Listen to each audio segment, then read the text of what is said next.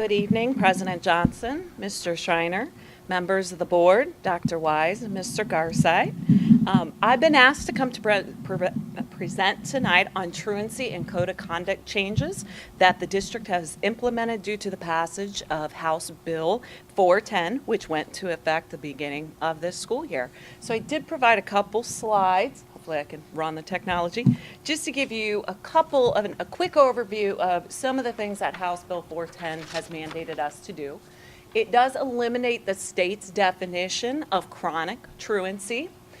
It defines for us in a more of a detail what excessively absent and habitually truant means, and mandates procedures for us as a district on how to move forward when a student hits a trigger that makes them excessively or habitually truant. And I'm going to review that in the next slide. It also removes excessive truant from our zero tolerance policy, so you may have seen some policy adjustments because the state has mandated we remove that, as well as required us to update our attendance policies to reflect these mandates in House Bill 410. It also prohibits us as a district from suspending or expelling students due to solely an attendance reason. So if that's the reason in which we're instituting our code of conduct, we can no longer suspend or expel.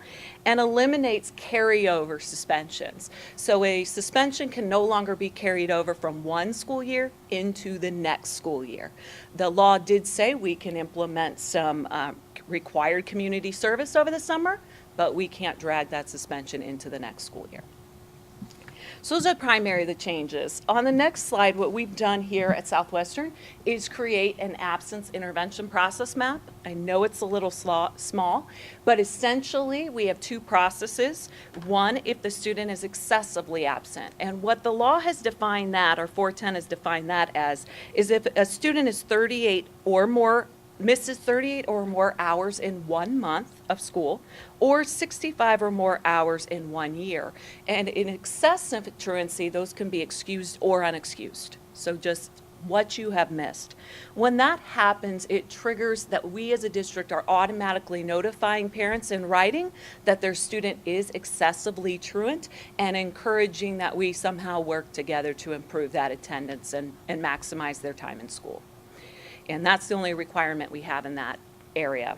On the right side, you'll see we have a lot more requirements when a student becomes habitually truant. And what House Bill 410 defines that as is a student who has missed 30 or more consecutive hours of school, 42 or more hours in 1 month, or 72 hours in 1 school year. When that happens, it triggers for us to do a mandatory letter to the parents, letting them know that they've hit this trigger and requesting that they come in for a meeting so we can create an absence intervention plan where hopefully we can develop some interventions that will help the students overcome whatever barriers are getting in the way of them coming to school.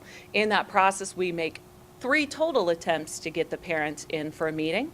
A meeting is then conducted, whether the parent chooses to attend or not. Hopefully they do, but we do create a plan regardless to try to start implementing interventions. We've been fortunate this year. We've been able to partner with a couple area agencies to help build those interventions and services. One is the ESC of Central Ohio. They help us primarily with K-6 and in some 7 and 8s by providing a truant officer that helps us in these processes and helps us work with families. And we have also partnered with the the juvenile courts, who are providing us with a truancy officer that are hired by and provided by the courts for some of our high need buildings in the middle schools and high schools, primarily Westland, Franklin Heights, Norton, and Finland Middle School right now, with the hopes to grow that program. So we do have a couple extra bodies with expertise in these areas helping our schools implement these and come up with hopefully successful interventions.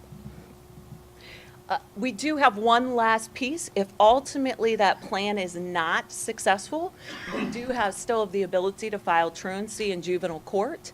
That happens if a student is refusing or failing to engage in the process, or after 61 days after a plan has been implemented, then we can file truancy with the courts if they're still not improving in their attendance.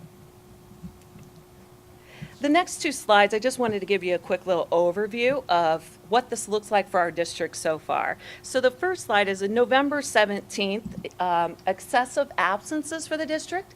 We've sent 1,559 letters to parents of students in the district saying that their student has met an excessive absence trigger. Again, that's a combination of excused or unexcused absences. This data does include withdrawn students and active students. And then in the second spreadsheet, you'll see this is the number, 569 letters that we've sent to parents because their student has hit a habitual truant indicator. And we've requested that they come in for a meeting and start our process to try to overcome those barriers. And again, that includes active and withdrawn students.